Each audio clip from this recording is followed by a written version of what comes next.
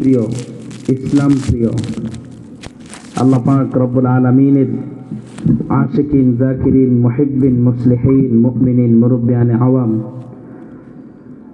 কলিজার টুকরা সমবয়সী যুবক বন্ধুরা, পর্দার অন্তরালে অবস্থানরত শ্রদ্ধেয় সম্মানিতা মা ও বোনেরা, আমরা সকলেই সেই মহান মালিকের শানে লক্ষ্য করি শুকরিয়া জ্ঞাপন করছি যে আল্লাহ জাল্লা শানুহু আজকে এই সুন্দর একটি পরিবেশে জান্নাতের বাগানে উলামায়ে কেরামদের মজলিসে, আহলুল্লাহদের মজলিসে পৃথিবীর কিছু নেককার, কিছু ভালো মানুষের সংস্রবে আসার এবং বসার মতো সুযোগ করে দিয়েছেন। সাথে সাথে কোরআন ও হাদিস থেকে কিছু আলোচনা করবার মতো এবং শুনবার মতো সুযোগ করে দিলেন। সেজন্য সে মহান মালিকের শানে মুসলমান হিসাবে আওয়াজকে উঁচু করে উচ্চ কণ্ঠে সকলে একবার কালিমাতুশ শুকর আদায় করে বলি আলহামদুলিল্লাহ। আপনারা সবাই কেমন আছেন? আপনাদের দিল, মন, শরীর, স্বাস্থ্য সবকিছুই ভালো তো? সবকিছুই ভালো? আপনাদের অশেষ দোয়ার বরকতে আল্লাহ পাক রব্বুল আলামিনের মেহেরবানিতে আল্লাহ তাআলা আমাকেও ভালো রেখেছেন, সুস্থ রেখেছেন। বিদায় আল্লাহ তাআলা আপনাদের মাঝে আমাকে আসার মতো সুযোগ করে দিয়েছেন। আপনাদের সামনে বসে কোরআন ও হাদিস থেকে কিছু দ্বীনি মুযাকারা আল্লাহ যদি তৌফিক দেন ইনশাআল্লাহ আমি করতে পারবো। আমি আমার আলোচনায় প্রবেশ করার সূচনা লগ্নেই আপনাদের কাছে ছোট্ট একটা অনুরোধ করব। আমার অনুরোধটা আপনারা রাখবেন? রাখবেন তো ইনশাআল্লাহ? দেখেন, আমরা তো দৈনন্দিন দিনী প্রোগ্রাম মাহফিলগুলোতে অংশগ্রহণ করি। আমাদের বাংলাদেশের কিছু সংস্কৃতি, বিশেষ করে আপনাদের বৃহত্তর ময়মনসিংহের কিছু সংস্কৃতি এমন আছে যেগুলো বাংলাদেশের আর অন্যান্য জেলাতে নাই। হুজুর কি বলেন? যেমন আমাদের এই বৃহত্তর ময়মনসিংহের কিছু মানুষের, এই ময়মনসিংহের মানুষের প্রত্যেকেরই এমন কিছু গুণ আছে যেগুলো বাংলাদেশের আর অন্য জেলার লোকদের মাঝে এই গুণগুলো নাই। ভালো গুণের সংখ্যাই বেশি, সিফাতে মাদাহ যেগুলোকে বলা হয় প্রশংসনীয় গুণ, আর সিফাতে জামিমা নিন্দনীয় গুণ। এই নিন্দনীয় গুণগুলো বৃহত্তর ময়মনসিংহের মানুষের মাঝে কম। প্রশংসনীয় গুণ যেগুলো, এগুলো বেশি। আলহামদুলিল্লাহ বললেন না তো? দেখেন, সারা বাংলাদেশের জরিপে আসছে বাংলাদেশের মধ্যে সবচেয়ে ভোলা জেলার মানুষ তাবলীগের সাথে বেশি জড়িত। দ্বিতীয় হচ্ছে ময়মনসিংহ। আলহামদুলিল্লাহ বলেন। এবং এবারের হিসাব হচ্ছে, এবার ভোলা জেলার চাইতেও আমাদের ময়মনসিংহের জেলার মানুষের তাবলীগে পদচারণা বেশি। সুবহানাল্লাহ বলেন। এবং আমাদের বৃহত্তর ময়মনসিংহে দ্বীনি মাদারেস বেশি, দ্বীনি মাদ্রাসা বেশি। আলহামদুলিল্লাহ বললেন না? আলেম বেশি। আলহামদুলিল্লাহ।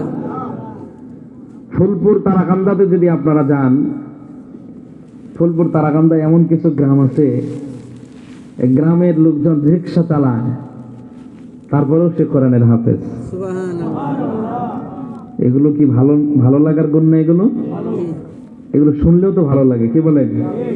একজন হাফেজে কোরআনের দাম কত বেশি! আল্লাহু আকবার। একটু আগেই একটা ছেলেকে আমরা পাগড়ি পরাইয়া দিলাম, আপনারা দেখেছেন। আমি যদি ভুল না বলে থাকি, সিহাসিত্তার কিতাবের একটা হাদিস আমি আপনাদেরকে শোনাই। আল্লাহ রাসূল সাল্লাল্লাহু আলাইহি ওয়াসাল্লাম বলেছেন, মান কারা আল কোরআন, যে ব্যক্তি কোরআন পড়লো।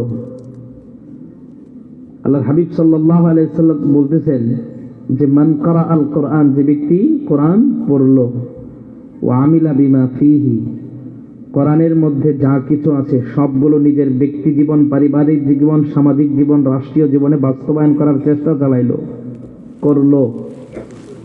আল্লাহর হাবিব সাল্লাল্লাহু আলাইহি ওয়াসাল্লাম বলেন,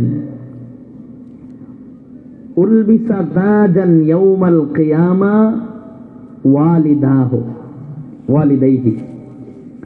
আল্লাহর হাবিব সাল্লাল্লাহু আলাইহি ওয়াসাল্লাম বলেছেন, উলবিসা পরিয়ে দেওয়া হবে, তাজান একটি নূরের মুকুট, ইয়াউমাল কিয়ামা কিয়ামতের দিন, ওয়ালিদাইহি তার মা এবং বাবাকে। সুবহানাল্লাহ বলেন। তার মা বাবাকে হাসরের ময়দানে আল্লাহ তাআলা একটা নূরের মুকুট পরাইয়া দিবেন। নূরের মুকুটটা কেমন হবে? আল্লাহ তাআলা, আল্লাহ রাসূল সাল্লাল্লাহু আলাইহি সাল্লাম এটাও হাদিসের ভিতরে ব্যাখ্যা দিয়েছেন। রাসূল করিম সাল্লাল্লাহু আলাইহি সাল্লাম বলেন যে এই নূরের মুকুট, এটার একটা জ্যোতি থাকবে না, আলো থাকবে না? কথা বলেন, যেহেতু নূরের জ্যোতি আলো থাকবে কিনা? কেমন হবে?